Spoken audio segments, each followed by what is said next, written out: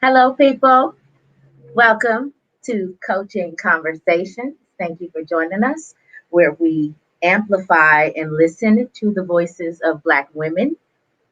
We also hold space to explore and to create new awarenesses, and we ultimately aim to give and receive from the core of our essential selves. My name is Jamie Ali Law, and just a little about me. I am a ball of curiosity. I am a disruptor of systems and I'm a lover of people. And so connections are very important to me. And I keep telling y'all,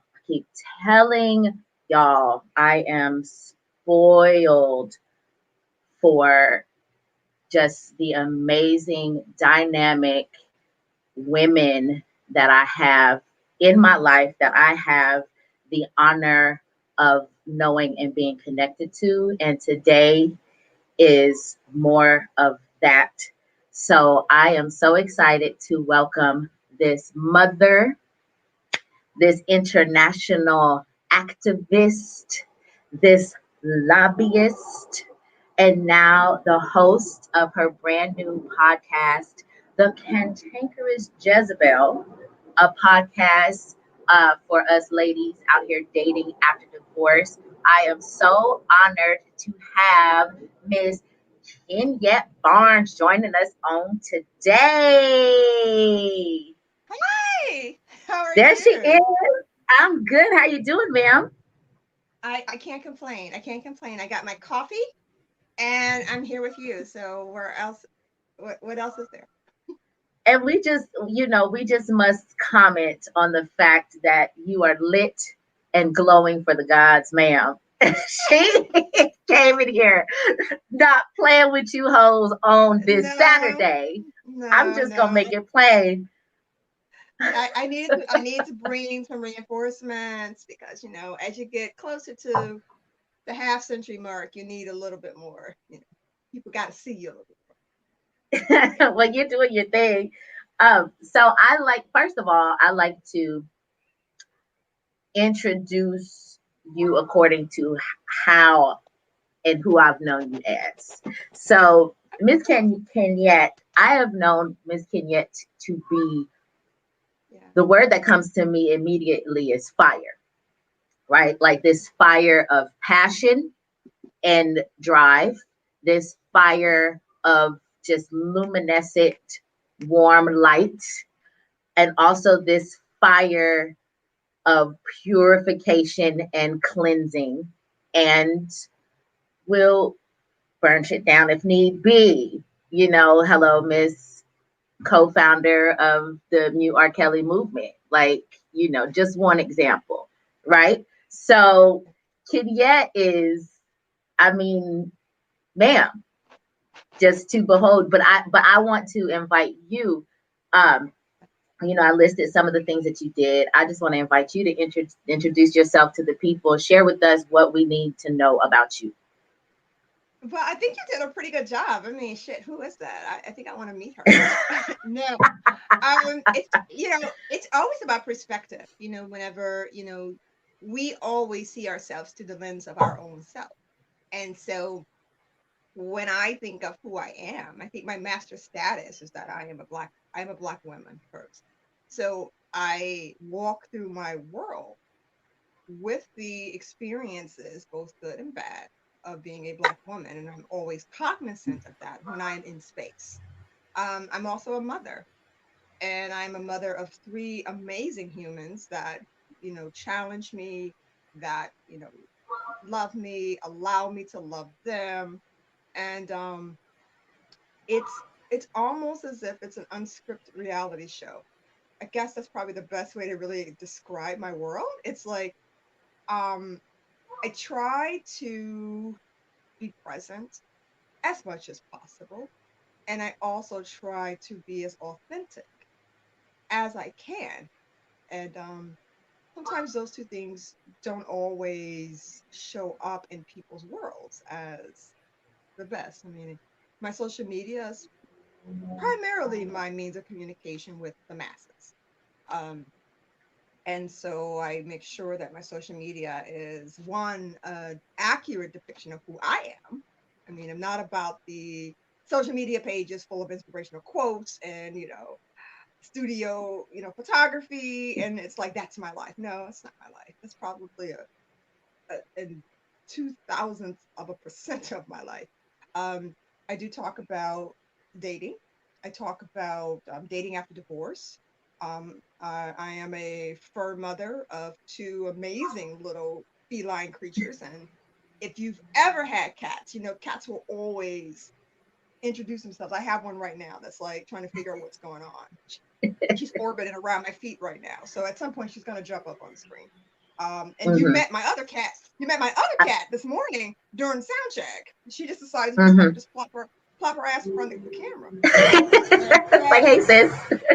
like, hey sis, we here. Let's talk about this. What's up? No, but and I am a daughter, and I think my parents had no idea what I was going to do when they brought me into this carnation.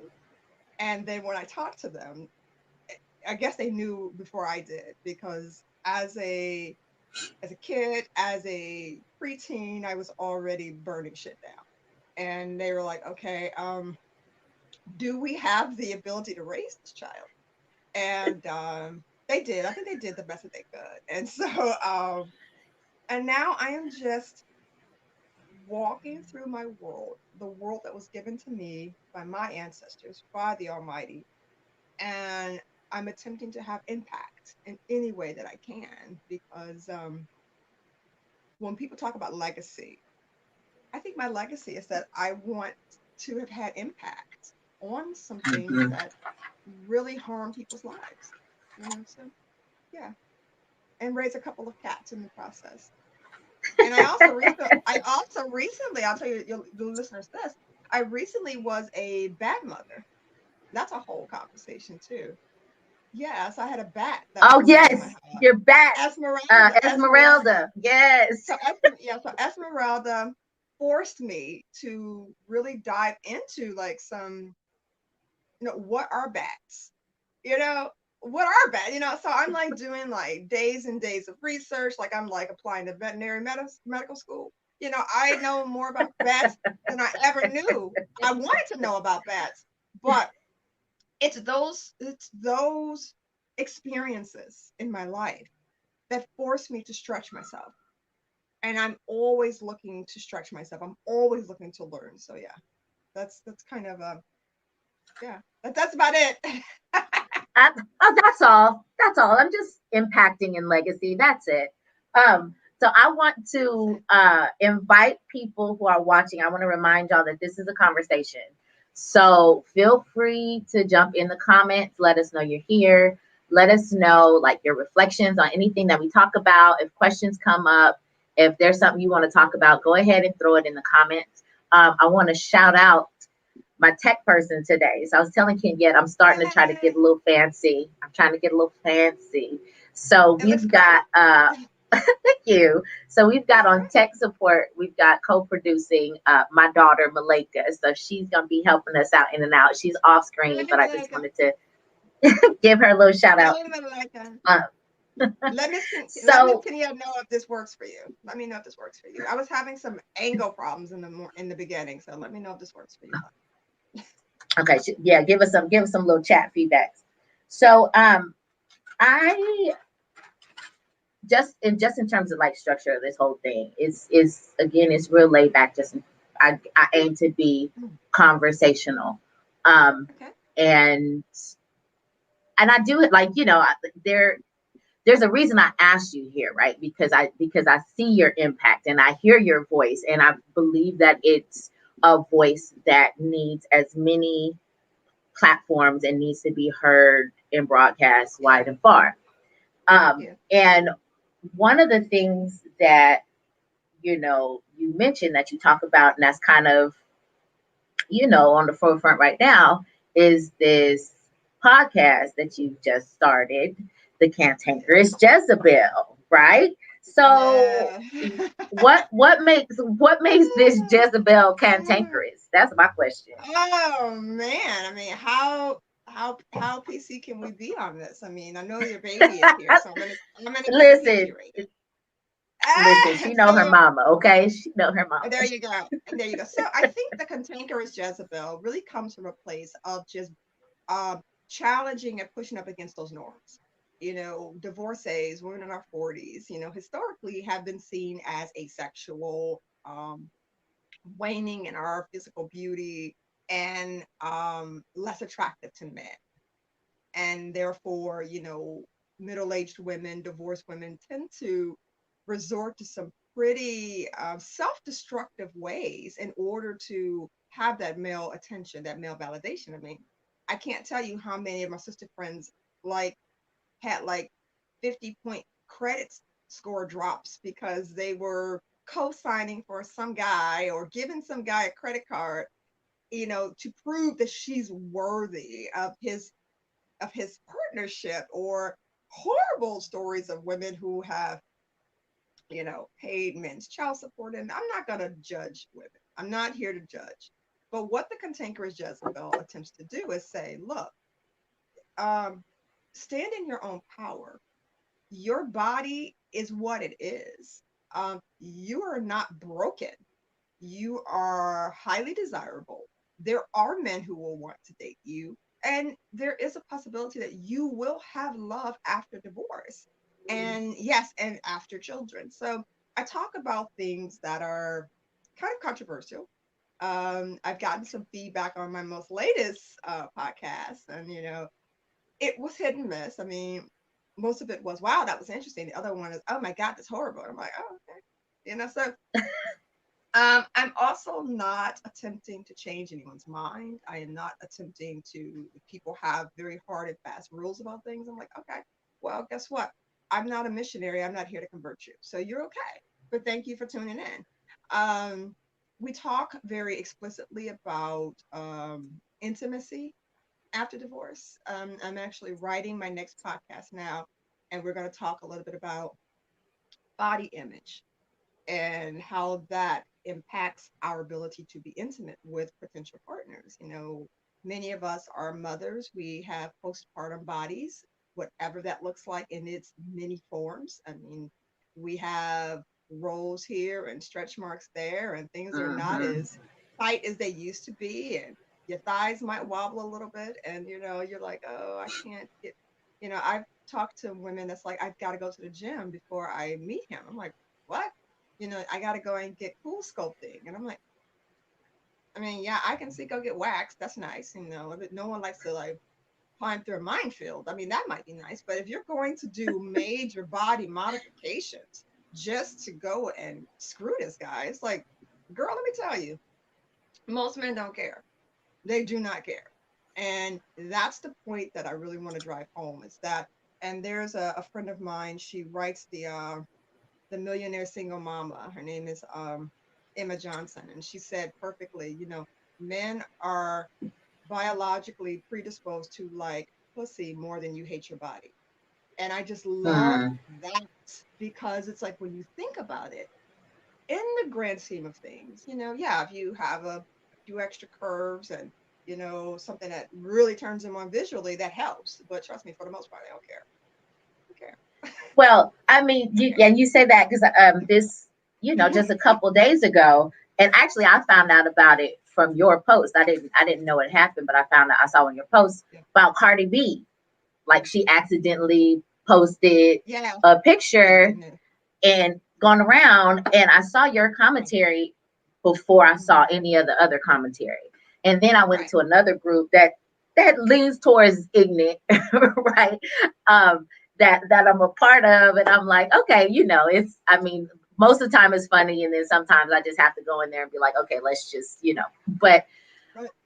this conversation around like her areolas and her breasts and how they appear, and I was like, okay, so my mom often says, question the question, right? So is it a matter of the way her breasts look, or is it a matter of your relationship to To breasts. women's bodies?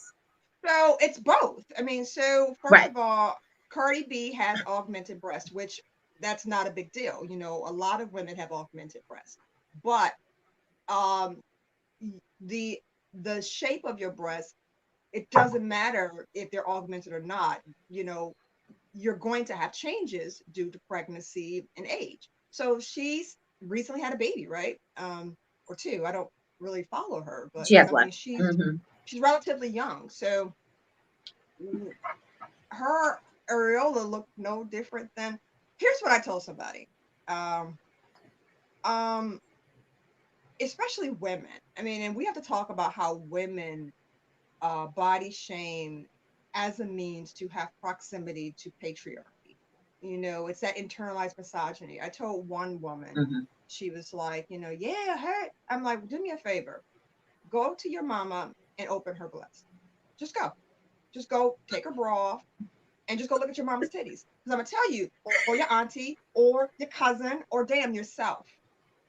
You Mm-hmm. know, especially if we're talking about women who are postpartum, your body changes in so many ways that we don't need public shaming. And so what happens with that is that one, you're dealing with people who have not seen a lot of women's bodies. I mean, the young man who posted that, you know, people, you know, the internet got his identity. And I think he was like probably in his early 20s. If he was that Bless old, it. you know. So Mm-hmm. I'm like, you know, at 19, 22 years old, how many breasts have you really seen, young man? So that's number one. Number two, we have to realize that our bodies, especially our parts of our sexual body, our breasts, our vagina, our vulva, you know, I'll go as far as to say, you know, our anus, all that stuff, you know, when people make comments about it, they're making comments usually based on what they're seeing in pornography. Because when you Mm-hmm. have young men saying, oh, that doesn't look right, well, it's like, what is your comparison? And then you really begin to unpack what the comparison is. Because in addition to the areola comment, I found myself in another cesspool where we were talking about what women's vulvas look like postpartum. And some young man said, I guess he had had sex with it. It was on a Reddit forum. Oh my God. Serena, get your man. I'm like, whew, some of these people need to get off. They need to get off Reddit. Reddit has become like a cesspool of dumbness. So I do have a Reddit account because I'm bored and I'm curious. So somehow I stumbled into this account where this young man was like, he had sex with a woman that he really liked, but it looked like something, there was like extra, there wasn't a clear delineated orifice where her anus should be, you know. And you know, if you're having sex and you're kind of in certain positions, your partner can see everything. So that's the other thing, ladies. Get over that, okay? Because he has seen it, all right? He knows if you've had sex with this man more than twice, child, he's seen more than your doctor. So don't even. And if he's still coming back, that should let you know that he don't give a shit. Okay, so Mm-hmm. here's the other thing. So sorry, Michaela, I can remember. Oh, your baby's on the line. Girl, put your She's earphones on. I'm fine. good right now. All right. She gonna see me at the coffee shop and be like, Miss Kenyette is a thought. What is all this about? So, and it's okay. All right. It's okay. So I saw that thread on Reddit and I was like, don't go in, don't go in, don't go in. And I did, and I was like, oh God. And so I read it. And first of all, you know, when people post things and it's like all flowery language, you know, I really lovingly wanted to. I'm like, dude, you're not writing Harlequin romance. Just I really want to go in and say, here's what you do. What is the problem? What is the solution? What do you want from us? You know, what happened? What was your experience with it? And what do you want from us? All of this flowery shit just gets on my nerves. So anyway, so it comes down to the fact that it looks like she either had some kind of an anal tag or a mild external hemorrhoid. And that happens if you have babies. You push things, it just don't come out. I mean, you're pushing out Mm-hmm. humans. And he kind of went on this tangent. He was like, and I've seen enough buttholes to know. And so that's when I said, okay, I got to jump in. And I have a pseudonym, so no one knows it's me, thank God. And I said, can I ask you a question? Where are you seeing these buttholes? I mean, I'm just really curious because I mean, I just want to know, where are you seeing all these buttholes? And he's like, well, I'm not. So are you seeing them on film or are Mm-hmm. you seeing them in person? And then as we started to kind of come through it, he was like, well, you know, I watch a lot of porn. I'm like, stop. And I'm like, and I went to the private message. I was like, first of all, young man, you're shaming a woman's natural body based on some shit you're saying on porn. That's not fair. That's not fair. And if you have any hope of having normal relationships with real women, you're going to see more. I think they call them outie buttholes or rosebud buttholes. I don't know. There's a new word for all that shit. And I'm like, you're gonna see a whole lot of that because it's actually normal.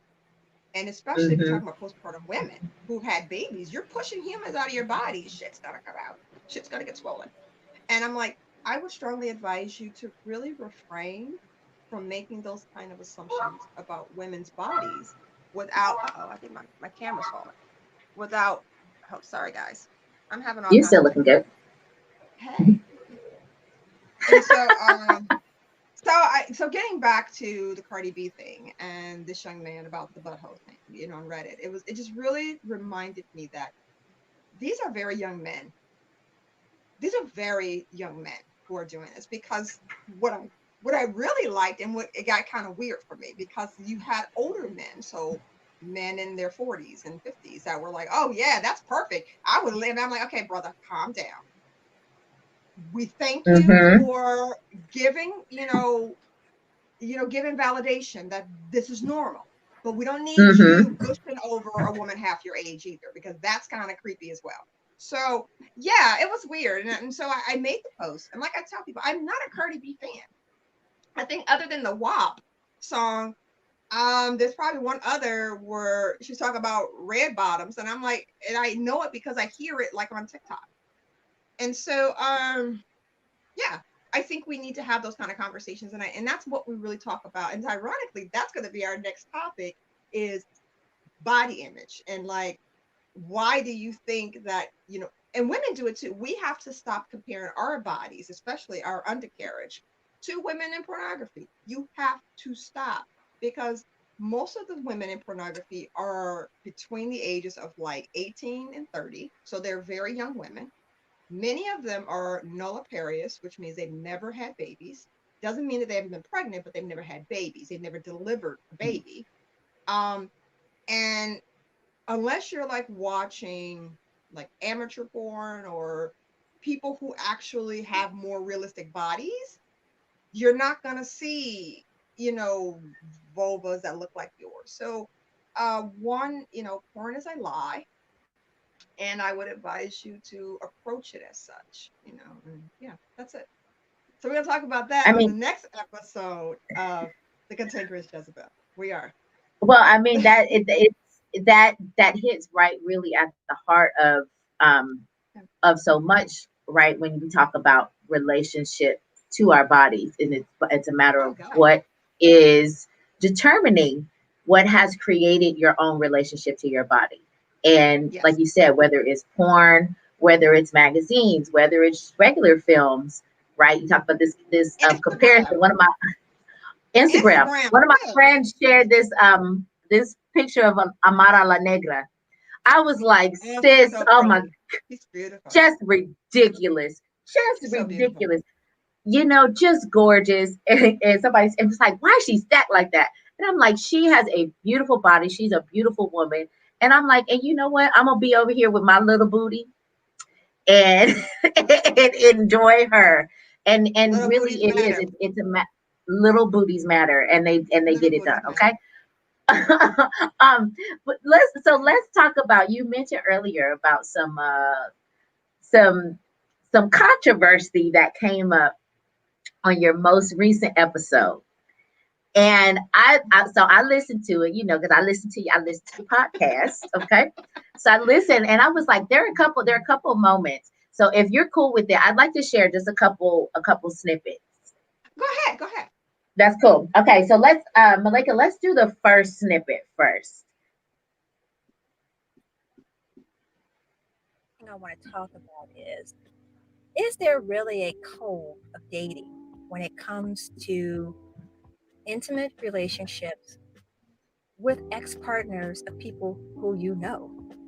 So, yes, girl, in simpler terms, if your friend's ex husband approaches you romantically, is he off limits? Is it not okay? Is it in some way taboo to develop a romantic relationship with an ex of someone who you know. Whoop, whoop, whoop. Just dive on this episode two, honey. She asking the Okay. questions on Yeah. episode two.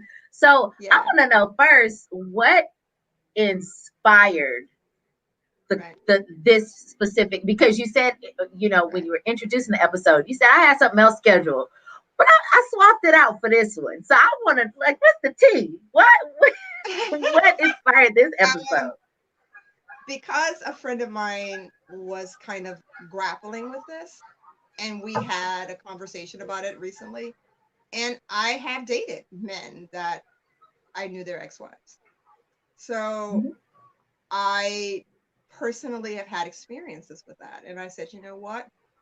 And I know people who dated the ex-husband of someone that they knew in the neighborhood, and they have a beautiful relationship, years later. And it's like sometimes it works. And how you handle it determines the health of it. If you're just jumping into the bed with someone because, oh my God, I just gotta just see, you're probably going to make some horrible missteps. Also, I don't believe that we should hold on to these codes because it is possible that people have stronger connections with, you know, someone else, and I've also mentioned, because the one comment I got back that was like, wait until someone does it to you. And I'm like, well, it actually happened to me. So my ex-husband's now ex-girlfriend is still friends with my children. I think they're going hiking in a couple of weeks, and she might be watching. I mean, she's listened to the Kantankerous Jezebel. She identified herself in there. Um, and in the beginning, it was awkward because now you have to sort of psychologically change this person's role. But as it went on, I realized, I don't dislike this girl. She's not a bad person.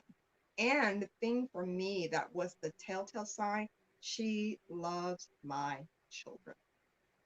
My kids ask to see her from time to time because in the midst of having a relationship with their father, she really cultivated a relationship with them, and they Mhm. really love her and care for her. So I think you have to take the emotions out of it, first of all. I mean, if you're still worried about who your ex-husband is dating, then you are not emotionally removed from that relationship. And I did my work. I, forced myself to kind of come to terms with the fact that I needed to divorce him again. So you have the legal separation and divorce where you sign on the line and everyone moves out, but you're still stuck with this kind of, oh my God. So you have to do another silent personal divorce where you release the emotional attachment. And once I did that, I didn't give a shit who was dating. And that includes women who might have known me before. I don't have that kind of time to worry about what my ex-husband is doing with his penis. I mean, you know, you bring up, and you spoke to it just a little bit, but it brings up for me, it's like, what is the work? What are the questions, Yeah. the questions we have to ask ourselves in Yeah. order to be equipped Yeah. to date somebody's ex-husband, right? Yeah. And also to be, and I'll say responsibly, right? Because you can just be out here doing Yeah. whatever you want to do, it, right? But Yeah. to responsibly date somebody's ex-husband, and also what are the questions in the work that you do to divorce yourself from the relationship? First, I want you to answer that first one first. But what's the Okay. work that one must do to responsibly date somebody's Okay. ex-husband? So I'll be honest. I mean, about a year ago, and then for a very short time this summer, I dated someone who I knew as a spouse to someone in my neighborhood. Um, and it happened very organically. I mean, we weren't looking to date. It was just one of those things. I was sitting at the coffee shop one day. He walked in. We just started chatting, and then it was like, oh wow, I didn't know. And it'll be okay. Just kind of day by day. don't do these things, right? And you'll be fine. And then we just exchange numbers. And then maybe 2 days later, I get a phone call from a number I don't recognize. And I'm like, oh, it's you. Hey, how are you? And once again, I'm thinking it's just, hey, we're just chatting. Oh, do you want to get together for drinks? Okay, why not? Then it's, do you want to get together for drinks again? Okay. And then it's like, the first time I think I knew that it was going to be sexual is when he sent me a picture. And I was like, bruh. So first of all, I'm like, and I remember this because I was in Washington State. I was speaking at a conference in Tacoma, Washington. And I'm sitting at the table with the executive director of this nonprofit and some other sisters, and we're just kind of talking about, all kinds, intersectionality. And all of a sudden I get this, and I'm like, oh, who is that? I'm like, oh, and I totally like did not react. I was like, do I delete it? Do I, text him back and tell him this is highly inappropriate? Do I keep it? Do I text him back and say this is very nice? And I'm like in the middle of dinner, like, what do I do with this? And then I know what I did, but it was like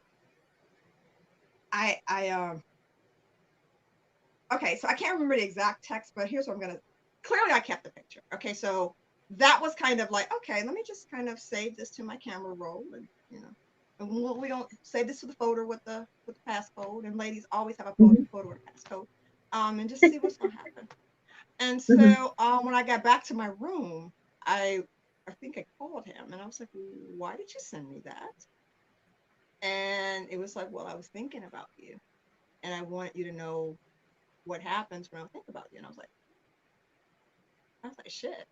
Like, this ain't the same dad I used to hang out with at the playground with the kids. I'm like, what is happening with this brother? So and so at that point, I was like, okay, let me take a deep breath and just kind of decide what I want to do here. And then, we started seeing each other very, very frequently. Maybe like 2 or 3 times a week. We'd get together, we talk, we had a favorite. I'm not going to say the restaurant because that would give it. We had a couple of favorite restaurants that we would always go to, and that was our thing. And then I think someone kind of saw us one time, was like, and just kind of left it alone, right? And but yeah, we realized that, okay. And no, I remember one day we were out, and he just really just said, look, I like you. I think you're very attractive. We're probably going to have sex at some point. But I just wanted you to know. And I'm like, it was a question. It was a conversation I was not prepared for, but it was a conversation that I was open to. So that went on for a few months, and then, things happen. And, because once again, when you're dating men out of divorce, and be careful with that, ladies, because men out of divorce, and I'm going to give a plug to my friend, Eric Payne, who, yes, I know Eric. Eric does a podcast called the Dating After Divorce Survival Guide, and his podcast is more geared towards men.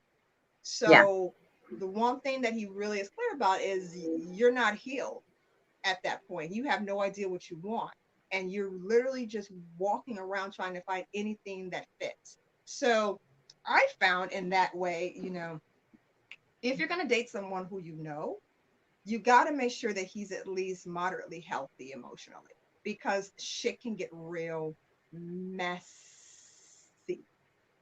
And now you're like having these fights and spats, and you're throwing shade with someone who probably wasn't the healthiest person to be dating anyway. And he was married to somebody who it can get real fucking messy. So I think the first thing you need to know is, as I say in the podcast, what do you want from this? I mean, is this just a sexual relationship? Is this just 2 people kind of exploring some kind of a taboo connection? Because that happens. Or do you really like this man? And what I discovered, going from a neighbor to someone that I kind of followed a little bit on social media, is that he's actually a really, leveled, multi-level layered man. There's a lot about him that's very layered. And I learned that about him. I mean, I learned some things about myself, through him. So I don't see the relationship as a waste of time. Mm-hmm. I saw it as something that if I didn't take a step back, if I didn't really think about this logically, it could have blown up in my face in a very major, major way. And at one point I said, you know what, we shouldn't be doing this. And or not because it was taboo, but it was like you're you're kind of messy right now. And I don't think Yeah. I want that messiness in my life. And I kind of pulled back. And then probably, and I remember this was 5 days, he called me right back. Hey, you want to go to a concert? What the hell? I'm like, I thought we just. And of course, my my thought ass was like, yes. But I do want to go to a concert though. Yes. Yes. Then I'm like, okay, we can't do this. This is weird. Hey, do you want to get together and have yes? So, and I think, and as time kind of went on, it was clear that there were some real emotions developing there. Mhm. And he was kind of trying to figure out where he was going to land with his next relationship. So he was dating, I was still dating. And it was just like, it was either it has to be all in or Mhm. all out, because there were just too many tentacles there that could have potentially just blew up and had some really negative, consequences. So that was the thing for me. It was like, if I don't see this as something that I'm willing to put everything on the table for, if he doesn't see this as something that he's willing to put on the table for, then it's best that we just go our separate ways. And then we reconnected this summer and whatever. But anyway, but I think you have to be very clear about what it is you want with him. And you can't, while you can kind of move and be a little messy and kind of explore with men you don't know or men whose lives you don't know, when you know him, you almost have to be stealth. So you have that level of just kind of discretion, like I said on the podcast. Um, you don't have to be all on the social media. I mean, like, we were social media friends. I mean, we're not anymore. We deleted each other from social media for a lot of reasons. And I think it was probably best. But my Mhm. intuition is that we'll be reconnected again, you know. But the social media becomes very tricky because people are smarter than you think they are. And Mhm. sometimes, and I learned this through that particular situation, people are not as private, or people are not as, when you say, hey, let's keep this between us, and now 20 other people know. And it's like, Yeah. and it's not like I'm embarrassed about it or he's embarrassed about it, but it's like, the social media thing, you have to be very careful because all it takes is one comment to confirm some shit. And people are like, I knew it. And then now, people are calling the ex-wife and people are like Yeah. calling They're my ex creating and their did own narratives. you know that, blah, blah, blah? Because when we met, we were both married. I mean, I was still married to my husband when I met him for the first time. And then it becomes, I think my husband knows him. And it becomes, oh, so you all been doing this Yeah. for years. No, I was getting some coffee. And I forgot my passcode, and he just walked in, and we just.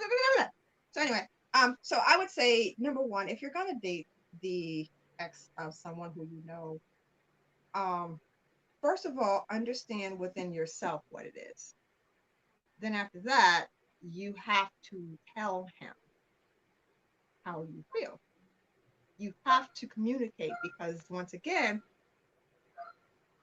having gray areas and kind of unspoken shit, it makes it messy for you. You got to know who you are and you got to know what you want. Number two, if it's clear that you two are going to be together and you want to explore a relationship, you don't necessarily have to bring your kids into it.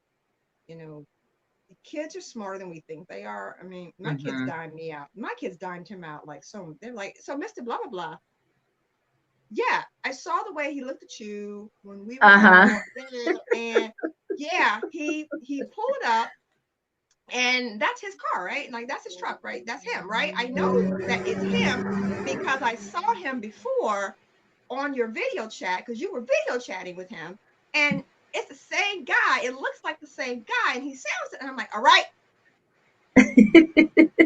Little go play detective. go play Fortnite or the imposter game or whatever we playing now. But you got to be really. If you think your kids don't know what's going on, you're ridiculous. You know.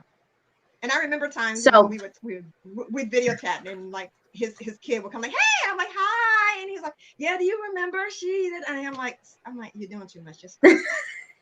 Just you just don't have let to it be you what don't it is. explain to you ain't got to explain to him how I gave him a hug and at Summer Shade in 2000. And he don't care. Okay, he's already made up his mind who the hell I am. Okay, because Yeah.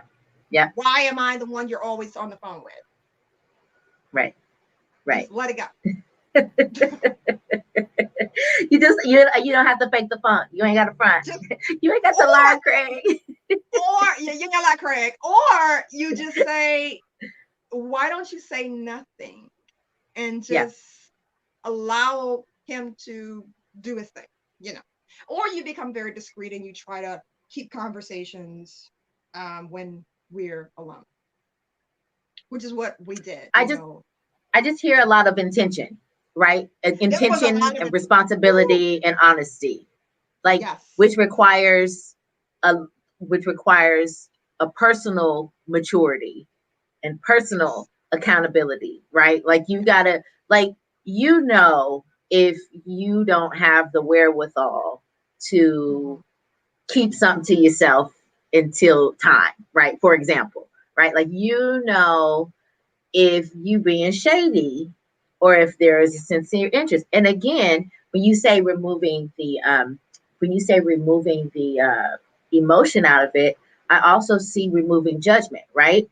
So that if yes, we allow ourselves the space to be completely honest with ourselves, like, yeah, yeah, I'm I'm messy. I have a messy personality. I tend to like to start mess. right, So let me not do this. It, like, I'm not wrong exactly, for it. I'm not right for it. It's just something, it doesn't match. right. Right. And So yes, yeah, absolutely. You have to be, and I think I mentioned that in the podcast. If you know you're doing this for some nefarious reason, if you're just doing this yep, because his ex-wife was, the big sister who pledged you when you were online for, blah blah blah, and now you're pissed off at her and you want to get back at her because no, that's stupid. I mean, first of all, grow up. yeah. When my because he wasn't the only person. I mean, I've dated other men, but he was the most recent, and I can kind of give like more commentary. So, I'd be honest, I was very intentional about not discussing our exes. It was like, Hmm. yeah, if things pop up, we could discuss it, but I don't want our whatever to be overshadowed by your ex-wife, my ex-husband, because why? They're not here. Right, It's like if and right. um and I think you have to be able to say that, like, yeah, I understand that things are difficult for you, and so are we friends or are we lovers? Because we can't be both, and you got to decide, do you want my my good empathy and listening skills, or do you want my good You want my good what good. do you want? The good, and he's like, I think I'll take the good. I'm like, see, you see how that I, works? I And find then I find another friend. yeah, it's like I got friends, I go to therapy. I go to therapy. It's okay. I get a therapist who looks like you. It's like whatever. But you also have to be honest with yourself about Yeah, that. And the other thing too, when especially if you're dating men after divorce, you also have to realize that these men are not fully healed. yeah, And the one thing I saw, in my situation, and actually in another situation, a few years ago, is that if you see newly divorced men jumping in and out of connections, if he's dating 2 and 3 women and he loves them all and she's gonna be, he's not healed. Yeah. because there's literally no way you can make those kind of connections that quickly and they're healthy. Um, also, release the desire to play counselor, because that was something that Mm. happened with me. It was like, okay, I Mm-hmm. went through all this. I know what's happening. Let me kind of be a voice. That shit will drain you. It will drain you. Yep. Yep. But I don't think but at the end of the day, do I think that people can have healthy relationships with someone whose spouse, whose previous spouse? Absolutely. I've seen it happen 100 times. But it really requires people to be mature. It really requires people to be honest about their feelings and realize that at the end of the day, the only person responsible for your happiness is you. And if this person makes you happy, and I'm not talking about in the short term, I'm not talking about, oh, he's so Right. fine. Oh, he's so great in bed. Oh, I love it. He does a thing with his tongue. And you know what? It's, yeah, that's all great. It's fun. It's very fun.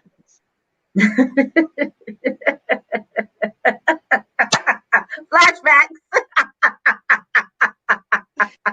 Get it together, Kenyette.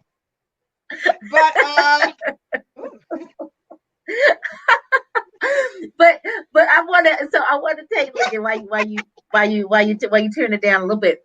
I want to take it now to the other side of the question, right? As for the okay. work that is required as the one who is releasing the ex-husband again. And I want to start by just doing one more clip from the podcast where Okay. you spoke a little bit to what really could be going on if this thing is triggered. So Malika, will you play that second clip? And I'm gonna plug in my computer, but I'm listening. Okay. Where the idea of codes come from. They come from a place of control. They come from a place of undue ownership over another person's agency and body. And they come from a place of insecurity and attachment fears. And the reality is, as long as your ex husband is a good father to his children, a good co parent for you, who he fucks is none of your business. I mean, that's it. That's it. That's all, right?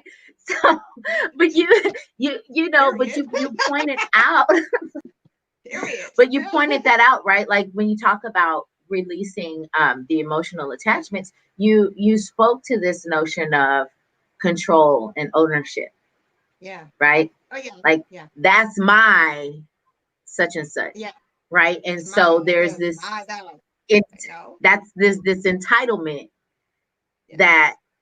you know gets triggered. And again, when we can remove ourselves from the judgment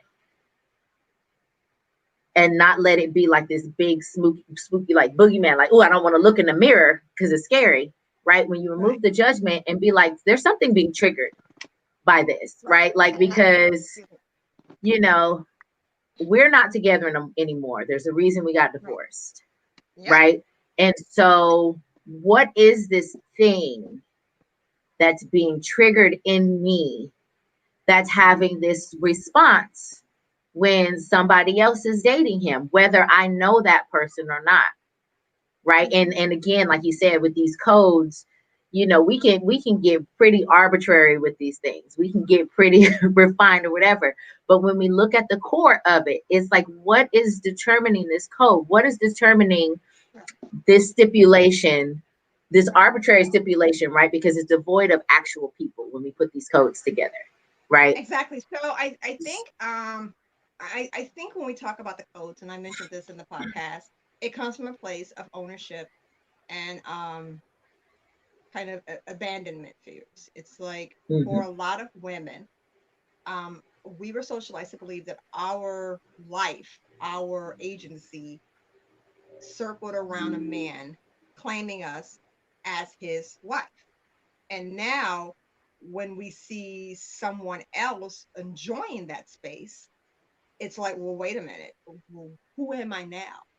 So, Mhm. this is why you still have divorced women who identify themselves as, yes, I'm Dr. Blah, blah, blah's ex-wife, or I'm Dr. This and this ex-wife.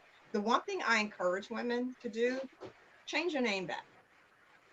Change your name back to your maiden name. It really gives you power. It gives you a new identity. I mean everything. Just go and change your name back, because that's the beginning of kind of Mhm. regaining your identity.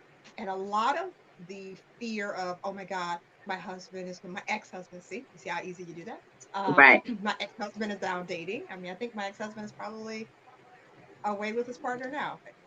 I hope that they have enough gas and don't, it's not a big thing for me. Like, but Right. and at some point I'll, go away on a vacation. And so Mhm. and we've come to that point where it's like, hey, I don't own him. Um, he has attributes that I believe other women will like, and I would be naive to believe that he would just sit around pining over me. And and but when And I would you hear, even want that, like in real no, life? Would you really no, want I that? wouldn't. No. I believe that what my ex-husband and I gave each other was the extent that we can for this carnation. And Hmm. at this point, we are co-parents to these children. That's it. Um, but when I hear women talk about, and this is some of the feedback I got, you know, I absolutely would never date someone that my, my friend dated. Okay, you know what? That's your choice, and at the end of the day, people are going to hold on to their belief systems, and that's okay. So if you happen to fall in love with a man who dated someone that I've heard women say as far back as like the 90s, like high school, High school oh yeah, child, yeah. he dated her in high school. What? It's like, And ain't none of y'all the same people, first of all. no. Hopefully not. So I don't think there's anyone in my high school I would date now. Well, no, there might be like two people. I think there's two people I would probably date from high school now, but one is married, and we don't do that. But the point I'm trying to make is we have to realize that if you hold on to that belief system, that's fine, but we have to begin to release judgment, Mhm. because that's where it gets messy.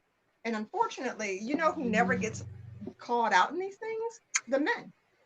The men never Never. get called out in this. They Never. never, it's never my husband screwed my friend. She screwed my ex-husband. And we have to also unpack that, because that is literally patriarchy teaching us how to move through our world, which is why you have Hmm. women who are devastated when they're no longer married, because, oh my God, being married gives me power and status. And it's like, girl, you're going to have to rework all that shit, because Right. at the end of the day, your ex husband's going to do what he wants to do. He's going to do what he wants to do. And instead of trying to drag this woman, this arbitrary woman, even if you know her, it's pointless. Someone, I got a message from the podcast last night, and someone asked me, I'm sure I can pull it up. I can't. I'm gonna just paraphrase it. And basically, she said, how would you handle Thanksgiving dinners and shit like that? I'm like, I don't go to Thanksgiving dinners. I mean, I mean, that kind of shit doesn't move me anymore, because it's like, my parents are elderly. They live in Ohio. Occasionally, I visit them, but no. Thanksgiving, I'm usually either with my kids by myself or with a partner somewhere. So it's like, once again, we're holding on to these old beliefs. And Hmm. I think we're blocking ourselves from potential love, because I've known people who kind of went against that grain, and they have found love. It can happen. Like in my See, situation, do I regret? Oh, this is the other one I said, because I mentioned that I had done this before. And someone said, do you regret dating the former husband of someone you know? Absolutely not. No. Slavery is abolished. She doesn't own him. It Mm-hmm. doesn't mean that I hate her. It doesn't mean, I mean, I have a great deal of respect for this particular woman. I have a great deal of respect for her, and her work. But I'm like, no. I mean, no. I mean, no. There was never an affair. So it's like there's really nothing to discuss. Now, yes, if we had begun having an affair while they were married, once again, that's still his responsibility, not mine. And I'm going to talk Well, about that in a yeah. future episode. Yeah, Yeah, because oh I yeah, think I heard you tease it. girl, y'all not gonna like I me heard after you that tease episode. it. Y'all gonna hate me. Y'all gonna hate me.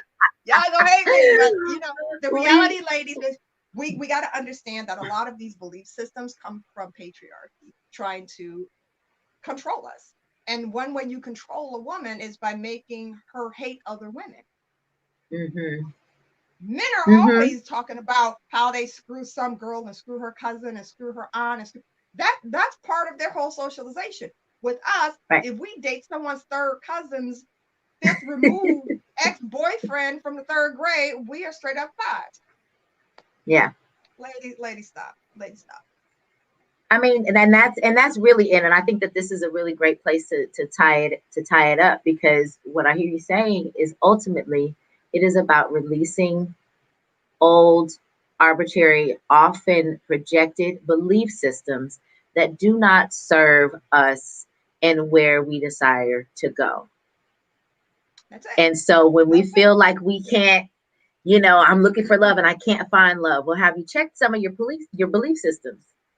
Have you checked I like homegirl's that. ex-husband? Because he might. Because that brother is fine. Because you know what? He's all up in my DMs and woo! And Okay, I hey, I hey, hadn't Poppy. Hey, considered it Poppy. before, but it's something new. So maybe this is something to Hey, check out. Poppy. So, It is nice to see the top of. It is nice to see the top of someone's head. What does the top hallelujah, of his head amen. look? What does the top of his head look like? You have to be able to answer that question. If you don't answer that question, I'm I like, mean, oh, let me hello. tell you, he has his gray spat. He has his gray patch right here, and it kind of curls this way, and then it goes straight that way. Yeah, I got you. I got you. I got you. And the Oh reality Lord. is, and the reality is, I encourage women to do it with my husband. I mean, I think my ex-husband, I think right now he's in a relationship. But it's like, if Mhm. you meet him, if you like him, if you swipe right on Tinder, who gives a shit? Right. My thing is, Right. and I know we're running low, but my thing is this: as long as you're respectful to my children, as long as you're respectful to my boundaries, say la vie. That's Say it, la vie. it's all about authentic relationship and connection. I mean, Yes. really is what it comes down to. Kenyette, let the people know when we can catch the Kantankerous Jezebel. When and where? So I launch every Friday at 9 p.m. Eastern Standard Time, 6 p.m. on the West Coast, and I'm on Anchor FM. So I usually Yes. try to post the link so that people, because it's kind of difficult to find, so I'll post a link, and I'm available on Spotify, Pandora, and a couple of other streaming platforms. So if you go to Spotify, you just put in the Kantankerous Jezebel with a K, and those of you who understand, what things mean, there's a reason why I spelled it with a K. And Okay. during Kantankerous Jezebel and Spotify, you can hear all of the episodes. And we're new, so we're still building our platform. So if you like us, share us, comment, let me know of some show ideas, because I'm gonna do a listener's choice, probably on my episode 8. I'm going to do a listener's choice Okay. where whatever listeners want to hear, a listener, I choose a listener, and then I say, okay, let's talk about this. All I'm trying to right. help All you guys. right. So I'm trying to get you all together, because listen, get us dating together so we can live dating our after lives, this. honey. One thing I will leave this planet with is I have lived. Mother has lived. So You see the social media. You can follow Kenyette on IG, on Facebook, on the Twitters, honey. She's a blue check. Okay, she is certified blue check, honey. So go ahead and see what she got to say, what you're talking about. But thank you so much, Kenyette. This was so much fun. and delivered as usual. Fine. Did So we I did we have appreciate. any did we have any questions? No one asked us questions? No, nobody had no questions. They was All just right. listening, child. I think that's what was going on. We was just in it. That's okay. Oh goodness. But so thank y'all for watching, and just next week I'm excited because this is actually the first male guest I'm going to be having next week. He is one of my Ooh. very best friends, Babatunde Akimbo Boye, and I've got him coming on because he's an opera singer doing his thing in opera, but he's like just kind of breaking out of the constructs and doing his hip opera thing. So we are going to be having conversations about burning down tables. Okay. I love Stepping it. out of constructs and burning tables. So thank y'all for watching Coaching Conversations. We'll see y'all next week. Bye.